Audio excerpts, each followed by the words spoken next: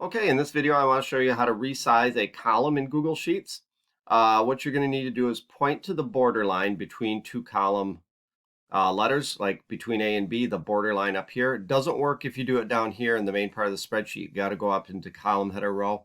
But when you see your cursor change to that back and forth arrow, you can just click and drag to the right to make the column wider, click and drag to the left to make the column more narrow.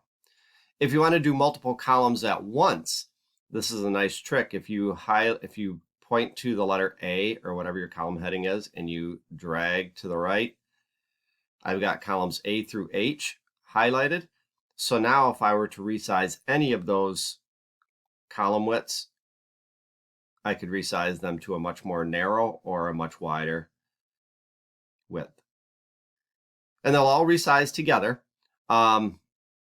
One last trick is if you want to resize columns that are not next to each other, like if I want to do column J, and then I'm going to hold down Control on my keyboard, L, N, O, and R.